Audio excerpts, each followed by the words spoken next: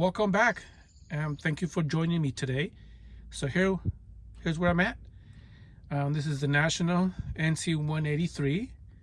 And for those who are following me, as you remember, last time I was putting everything together. And so far I've done with the recap.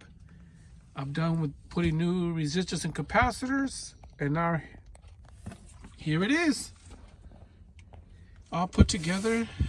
Next thing I need to do when I get a chance is slowly power it up, make sure it comes to life, and do a quick tuning and RF alignment. Since I did replace new capacitors, I want to make sure it's well aligned and it works. So it took me forever to put this back together. So let me show you the ins and outs. And for those who are doing the same thing or contemplating on replacing the capacitors and resistors, it's very important that you obviously pay attention where components are and where they go. Make sure you have the right component.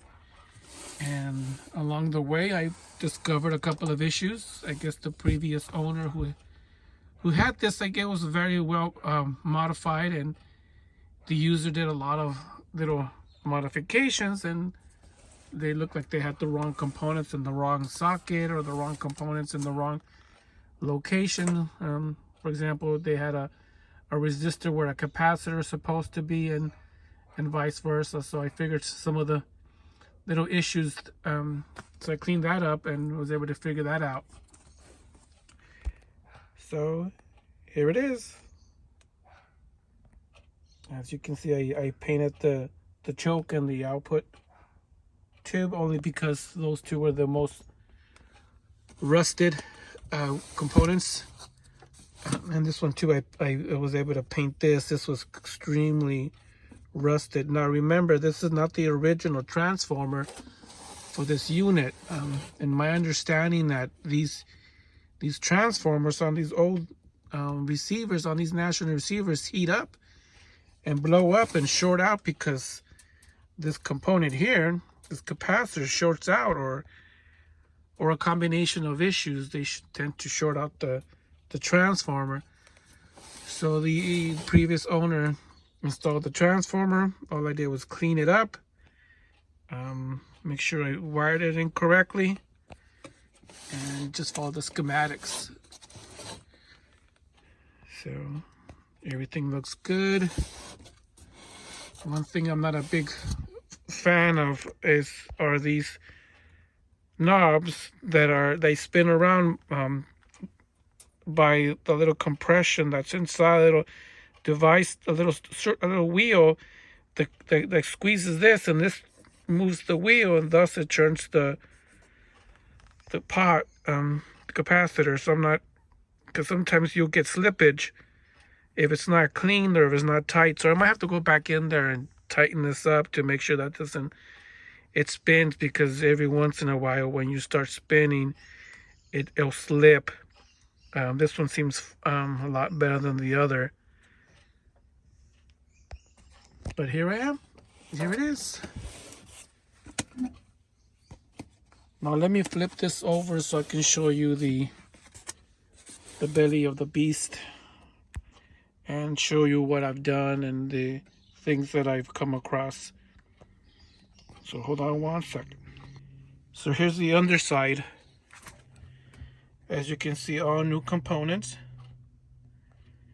I had trouble with some of these components because they didn't match what the schematic had for its place. I think, like I mentioned, the previous owner was modding and kind of playing around with it and kind of figuring things out and kind of doing some sort of mod. So I took that out and put everything back together so that's its original state. If you might recall, back here in the corner, it had a product selector, and the product selector was, or product detector, and that product detector was all over the map. It wasn't wired properly. I don't think they got this to work. I was missing components. So what I'm going to do, I'm going to make sure it works first before I introduce this product detector down here. So I'll make sure this is well lined, peaked, and it works before I start adding any mods to it. I want to make sure I get it working and back to its original state from the factory. Anyways, that's where I'm at. For those who are following along, thank you so much for putting up with my video and my jabbering and talking about what I'm doing. And you know, we all have a hobby and we all like working with electronics, for those that are watching, and this is just my pastime, and I've been doing this for about 30 years now. So I plugged in the speakers, so then I'm going to, and here's the speaker, and here's the voltmeter that I'm going to connect, so I can go ahead and do a rough alignment or a rough RF peak. So let's power it up and see what happens. I have my little variac and my dim bulb, and I'll power it up and make sure it works. Thank you for watching. Bye.